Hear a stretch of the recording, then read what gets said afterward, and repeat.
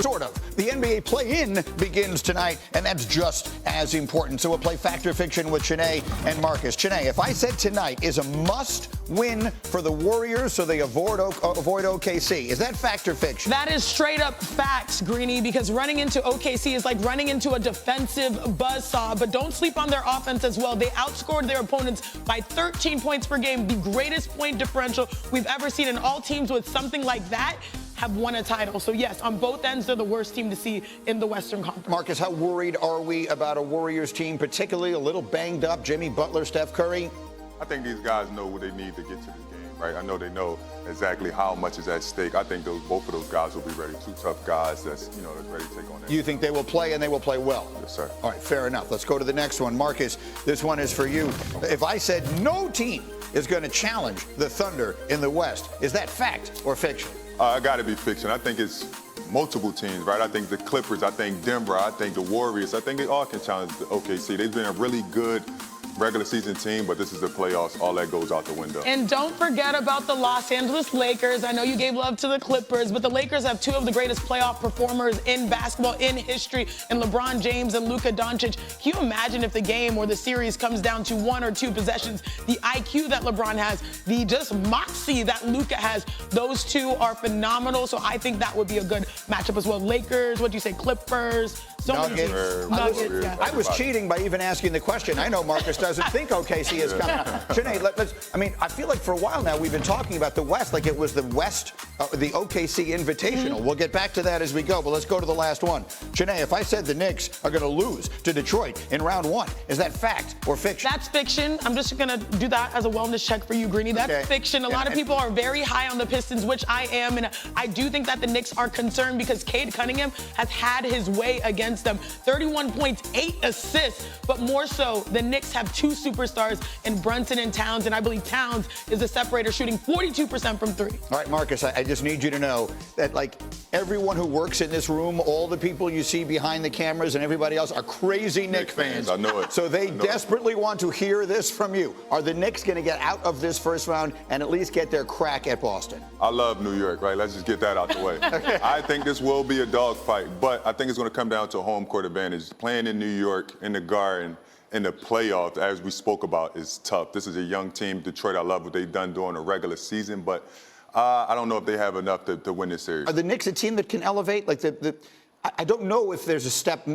They had a very good season. They had because the Celtics and the Cavaliers have been so good, people have overlooked how good a year the Knicks had. But are they a team that has another gear they go to in the postseason like some of the others do? Well, that's been the biggest question because they need to be rested to be able to have another gear. And I feel like we've started to see those criticisms come to fruition in the sense that players are having conversations with coaches and saying, hey, we need to be ready when it matters most. They have the capability to be able to make some noise. I think you're absolutely correct. With the Celtics and the Cavaliers, everyone has been sleeping on the Knicks, but the Knicks still have two of the best players in the Eastern Conference in Brunson and Cat, and I really think Cat can do some damage. He's had an all-NBA type of season this year, 24 points, 13 rebounds, and of course is really good from three. Knicks in 6? Knicks in 7? 6. I say Knicks in 6. Okay. I give you that. I like that. Knicks in 6. Knicks in 6. Anything that rhymes works with me. All right. You can. The NBA play-in tournament getting underway tonight, and in the first game, the Magic host the Hawks in the East. It's a 7-8 matchup. Orlando won the Southeast Division, had a .500 record, split the 4 regular season meetings with Atlanta. The 7-8 game, meanwhile, in the West has Golden State hosting Memphis. These Warriors won the season series against the Grizzlies 3-1, while Memphis has the second-best scoring offense in the league. How about tomorrow? The first of the 9-10 matchups has the Bulls hosting the Heat, 7:30 Eastern on ESPN. Chicago takes up residence in this play-in game.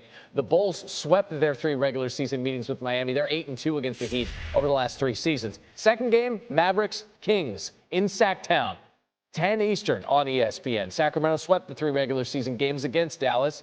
Since trading Luka to the Lakers, the Mavs just 13-20 overall. They are 6-3 when Anthony Davis plays, and he's expected to be in the lineup tonight.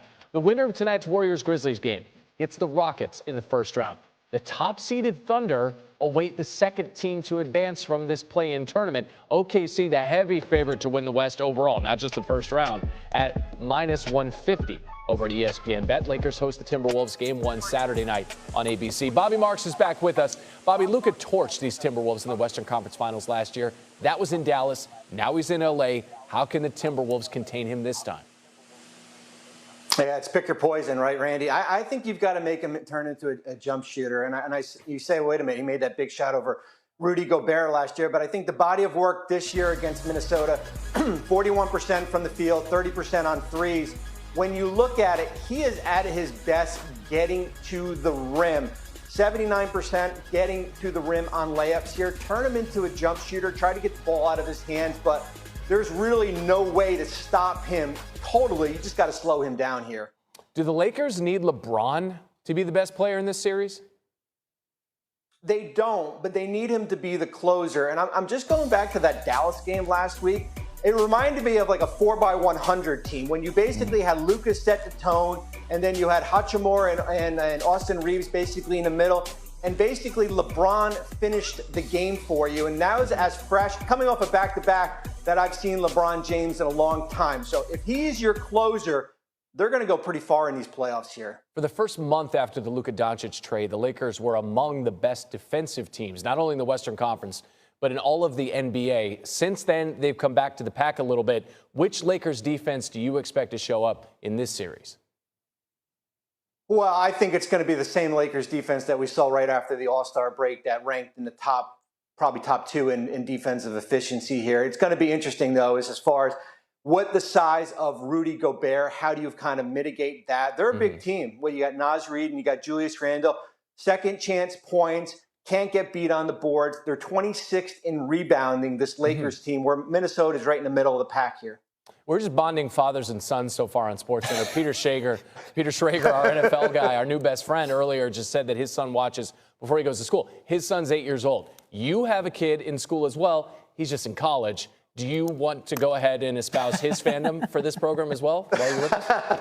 Listen, if I mention one, I got to mention the other. I got two, Randy. I got a freshman at USC, and I got a sophomore right now who's in high school. So he's already left. He's not watching SportsCenter right now. So of course I got to mention both of them. Right, but taking attendance wasn't the issue. It was whether they watched the show. I don't think my freshman at USC is up right now watching the show. We can cut the feed. We can cut Bobby's feed. He's watching something else. Thanks, Bobby. Appreciate you, man.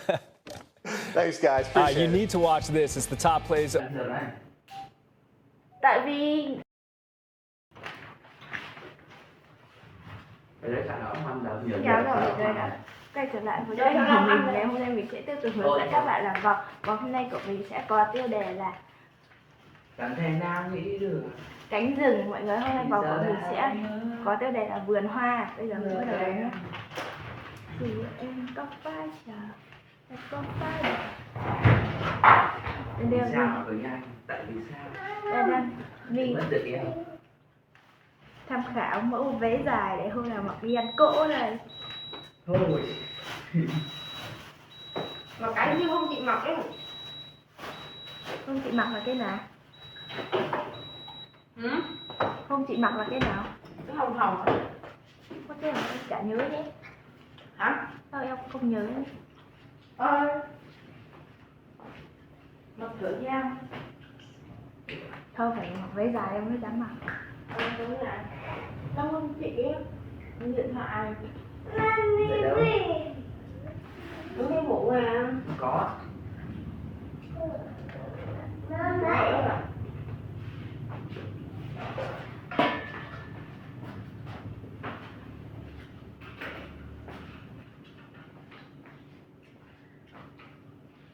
Sao chị ạ? Ở đây vừa nghe nhạc vừa ngẫu được. Nên bắt một có phòng, nên mỗi đứa một phòng nữa. Tha hồ ngủ.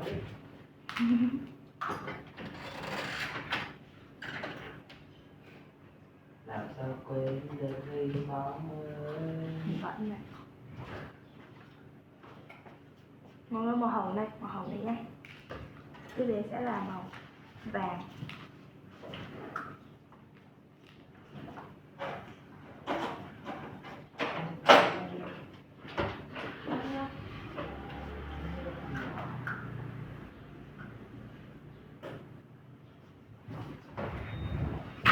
Như thế này.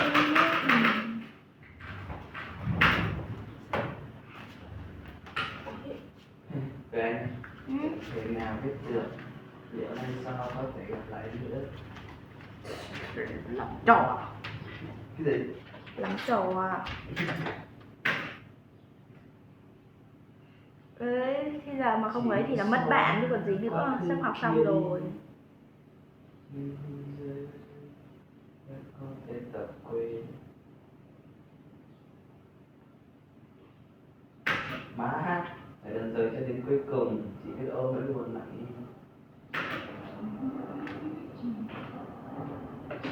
Đây bao ơi.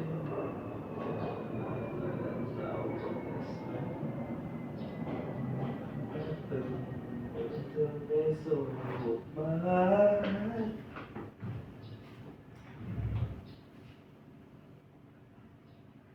dành thời gian cho những thứ em chẳng cần,